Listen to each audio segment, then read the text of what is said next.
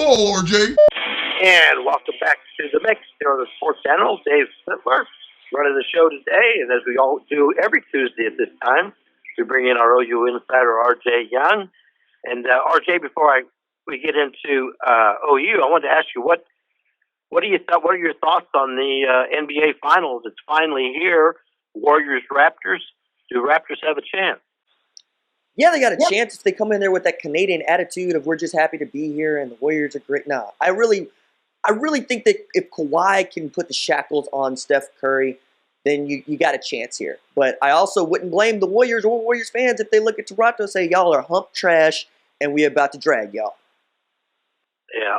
But, you got a favorite in this? Not who you're picking to win it, but who you want to win it?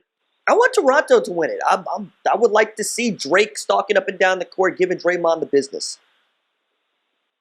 And going on to OU now with RJ Young, OU Insider, OUinsider.com.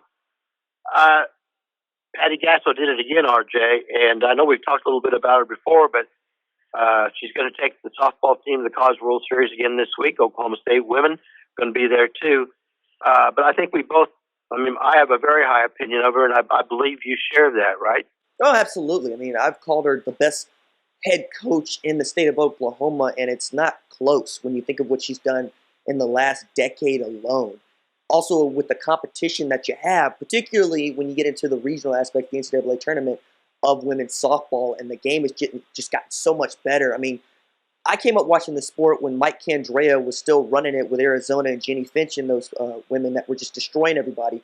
And then you had that 2000 team that everybody knows about, but you also got Kehlani Ricketts to come along. You got Lauren Chamberlain with some NCAA record-setting seasons, ends up on ESPN The Body Issue at post-graduation. And all Patty Gasso has done is continue to recruit well, and more than that, evaluate well. Because one of the things that I've always been really fascinated with when we're talking about dynasty and upper echelon teams like, say, Alabama football or USC back in the day with Reggie Bush, Matt Leinart, Pete Carroll is, yeah, you're going to get kids to commit to you because you're you. And that means that you got to be really, really good at evaluating the talent that you want to fit your program to continue to keep this train rolling.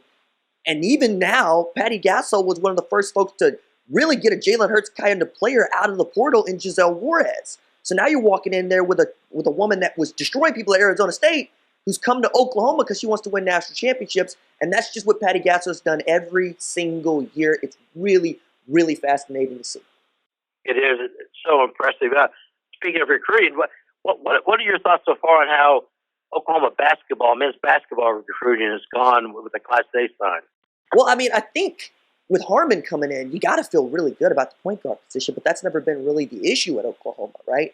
It's these big guys that you keep signing from, outside the country or not very highly touted. It's about, can you develop those men into the kind of post players that can help you not just get to the tournament, maybe compete for a Big 12 title in a loaded Big 12 conference.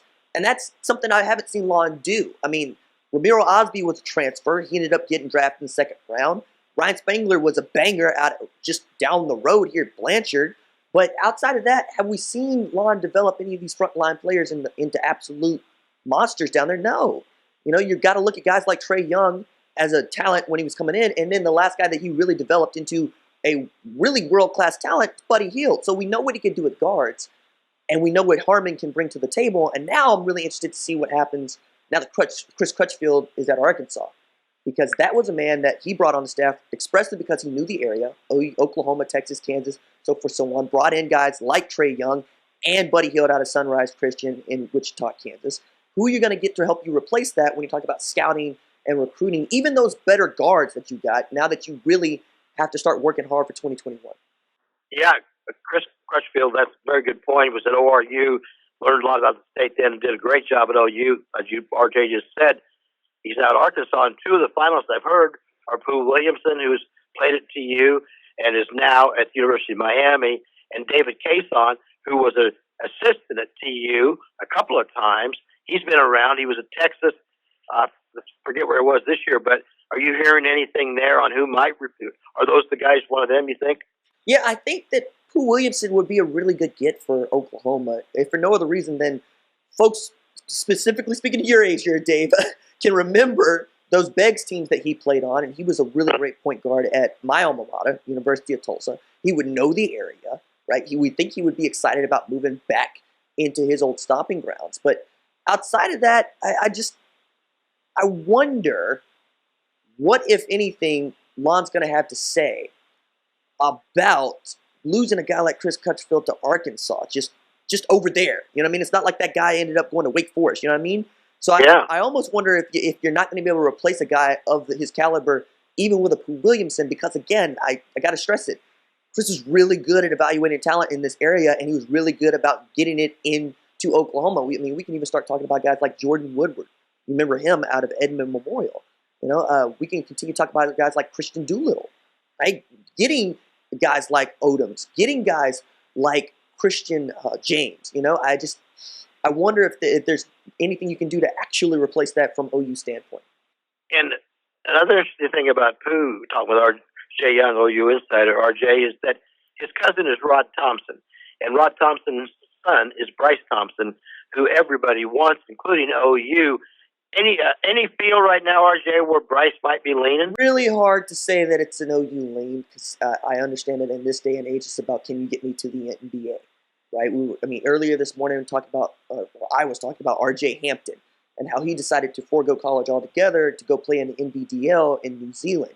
And I got to say that outside of Trey Young, you haven't had many guys that are one and done that want to come to Oklahoma. And I don't think that Lon runs a one and done kind of program. Just Trey happened to be in his backyard. He happened to get him. He gave him the keys. We also had that worked out. And I think if you're thinking about it in those ways, I don't necessarily see OU as a destination for that kind of kid. Yeah. And before we run here, a football question. Over the last 2 weeks, we talked a lot about different. I don't think we've really talked about running back, and just your thoughts on Trey Sermon. Have you heard, is he healthy now? And if he is healthy, will he be the starter over Kennedy Brooks? Not only is he healthy, he's putting out footwork videos on the Twitters, and he looks really good. He was doing this kind of thing last year after he had what looked like it could have been a horrific knee injury in last year's spring game. And I think he's going to be the starter ahead of Kennedy Brooks, ahead of Ramondre Stevens, ahead of Marcus Major, ahead of TJ Pledger. If for no other reason than he was the starter all of last year, even as we kept going, maybe start Kennedy. He's a walking first down.